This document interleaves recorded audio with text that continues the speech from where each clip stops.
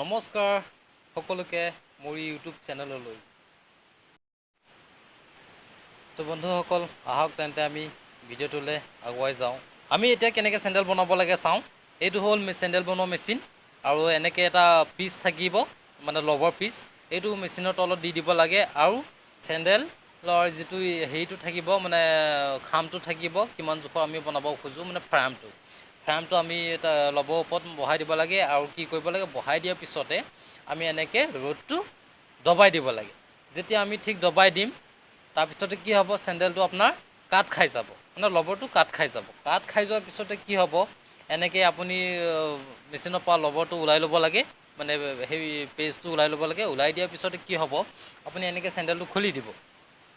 খুলি দিয়াৰ পিছতে কি হ'ব এয়া আপোনাৰ চেণ্ডেলটো ৰেডি হৈ আছে মানে আপোনাৰ কাম থাকি যাব। চেণ্ডেলটো আপোনাৰ কাট খালে, কাট খোৱাৰ পিছতে কি হ'ব আপোনাৰ বিন্ধা কৰিব থাকিব, লেবেল কৰি থাকিব লাগিব মানে সমান কৰিব লাগে। ক'ৰবাত বেছি কাট খাইছে নেকি, বেছি কাট খাইছে চাগে বা ক'ৰবাত দেখিবলৈ পলিচ লগা নাই তো তাৰপিছত আমি কি কৰিব লাগে পলিচ কৰিব লাগে মানে চেণ্ডেলটো আমি পলিচ কৰিম চাৰিওফালে দি। তো আমি এইটো মেচিনত কি কৰিব লাগে চাৰিওফালৰ পৰা চেণ্ডেলটো অকণ সমানকৈ পলিচ কৰি দিব লাগে। যেতিয়া আপুনি পলিচ কৰি দিব তেতিয়া দেখাত একদম ধুনীয়া পলিচ এটা হৈ যাব, ব্ৰেণ্ডেড মানে লাগিব দেখিবলৈ।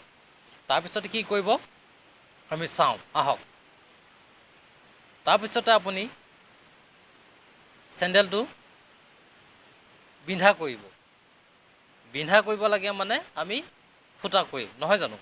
ফুটা কৰাৰ পিছতে আমি কি কৰিম এনেকৈ হোল কৰি দিম, ফুটা কৰি দিম। ফুটা কৰাৰ পিছতে কি কৰিব লাগে বেল্ট লগাব লাগে। তো বেল্ট লগাবৰ কাৰণে আপোনাক 3টা ফুটা দৰকাৰ হ'ব। 3টা ফুটা কৰি দিয়াৰ পিছতে আমি কি কৰিম বেল্ট লগাব লাগে। তো বেল্টটো কেনেকৈ লগাব লাগে চাম আহক।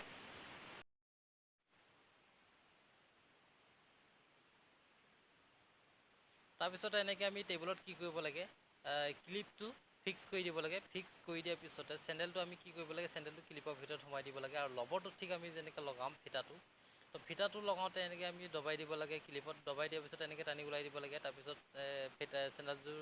চেণ্ডেলত ফিটাখিনি লাগি যাব। লাগি যোৱাৰ পিছতে আপোনাৰ চেণ্ডেলটো আপোনালোকে পিন্ধিব পৰা হৈ যাব। আৰু যদি আমি চেণ্ডেলটো অকণ ধুনীয়া কৰিব বিচাৰোঁ তেন্তে আমি কি কৰিব লাগিব প্ৰিণ্ট কৰিব লাগিব। তো প্ৰিণ্ট কেনেকৈ কৰে আহক মই আপোনালোকক দেখাব চেষ্টা কৰোঁ। আমি এইটো দেখি পাইছোঁ প্ৰিণ্ট মেচিন। তো আমি প্ৰিণ্ট কৰিব যাওঁতে এনেকৈ ধৰণৰ আমি প্ৰিণ্ট এটা মেচিন পাওঁ। তেনেকৈ চিয়াহীত সানি ল'ব লাগে যিটো ৰঙত আপুনি ৰং কৰিব বিচাৰে প্ৰিণ্ট কৰিব বিচাৰে সেইটো ৰংটো আপুনি মিক্স কৰি ল'ব লাগে। মিক্স কৰি দিয়াৰ পিছত তেনেকৈ আপুনি টানি দিব লাগে। টানি দিয়াৰ পিছত এনেকৈ ধৰণৰ আপুনি প্ৰিণ্ট কৰি দিব পাৰিব। ঠিক প্ৰিণ্ট কৰি দিয়াৰ পিছত চেণ্ডেলটো শুকাবলৈ দিব। শুকাই যোৱাৰ পিছত আপুনি পিন্ধিব পাৰিব। বন্ধুসকল আশা কৰিলোঁ আপোনালোকে ভিডিঅ'টো চাই নিশ্চয় ভাল পাইছে আৰু মই এনেকৈ নতুন ভিডিঅ' আপোনালোকৰ আগলৈ লৈ আহিম। বন্ধুসকল মোৰ ইউটিউব চেনেলটো ছাবস্ক্ৰাইব কৰিবলৈ নাপাহৰিব আৰু লাইক কমেণ্ট এণ্ড শ্বেয়াৰ কৰিব।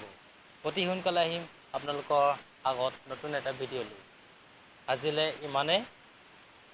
মোৰ ভিডিঅ' অন্ত পৰিল। জয় আই অসম, জয় আই অসম, জয় আই অসম।